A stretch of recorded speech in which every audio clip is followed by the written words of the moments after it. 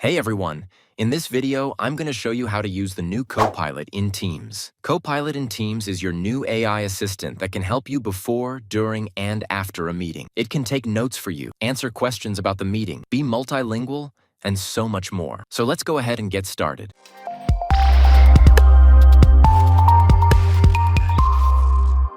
Copilot in Teams works both on the new and classic Teams client. Besides having a Copilot license, the only other prerequisite is transcription. You need to have transcription on in your meeting and recording. Copilot in Teams uses this as the basis of all its responses. It won't work without it. And always tell others that you're recording a transcription before the meeting actually starts. Next, just join the meeting like you normally would. Now that we're in the meeting window, you'll find the Copilot button. So go ahead and click Copilot, and this is where it's going to ask you to initiate the transcription. And remember to always ask everyone before recording a transcription. So click that. Once the transcription starts, then let the meeting happen. Give Copilot a chance to listen in. After the meeting is done, go back to the Teams meeting chat. In the meeting chat, you're going to see the transcript and attendance pops up after the meeting's concluded.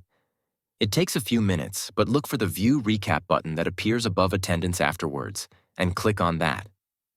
And that brings up the recap screen here, and our next step is to click Copilot. That brings up the Copilot meeting chat. Copilot has a few guiding tenets it wants to remind you of when you open up Copilot meeting chat.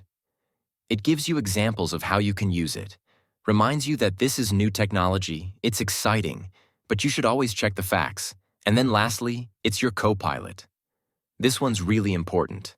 This conversation with Copilot can't be seen by others in the meeting. It's your conversation. Don't confuse this with the Teams meeting chat. I'm going to recommend that you start your first experience on Rails, and that's by using the More Prompts feature here at the bottom. The most popular feature right off the bat is going to be Recap the Meeting. As you read through these, though, you can see that these are definitely derived from those that take meeting minutes every day. So let's see our first example here. This meeting is actually a fun water cooler chat between me and my colleagues.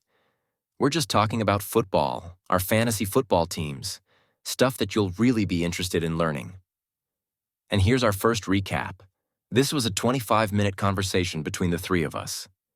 You could see that out of that 25-minute conversation, it summed it up in 4 bullet points into context that we can understand. And the conversation doesn't end there. Copilot is naturally going to list a couple more prompts afterwards. So let's continue to have a conversation with Copilot. What were the key action items out of here? And we have our action items, and we have everyone that was in the call too. It has their name.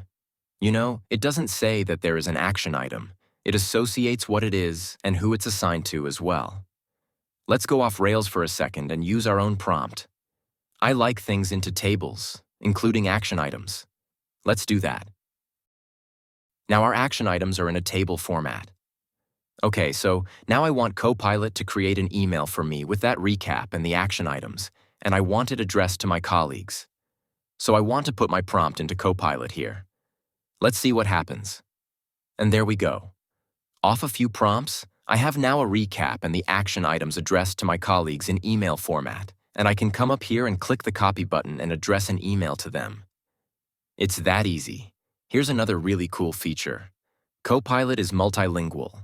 So after I asked Copilot to recap the meeting, say if my first language isn't English, maybe it's Spanish, I can ask Copilot to provide the recap in Spanish.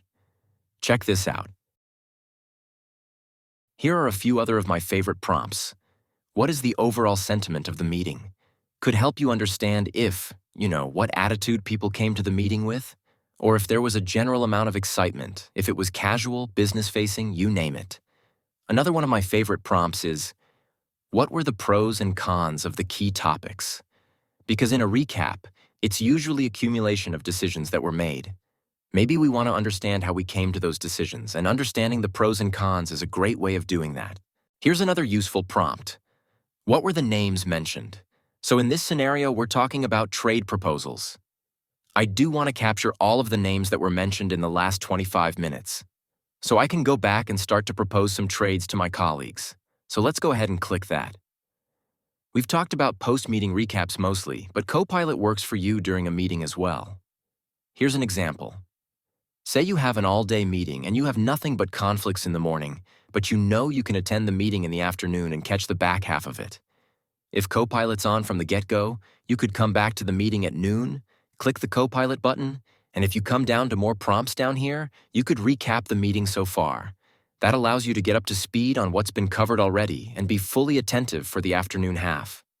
There's a ton of different ways and prompts that you can use this, but I'll leave you with one of my favorites. If you go to more prompts and select what questions are unresolved, I love that one, so I'll go ahead and click this one and leave with the results. If you found this video helpful, make sure to give it a thumbs up, subscribe to our channel for more tech tutorials, and hit the notification bell so you never miss an update. Thanks for watching, and I'll see you in the next video.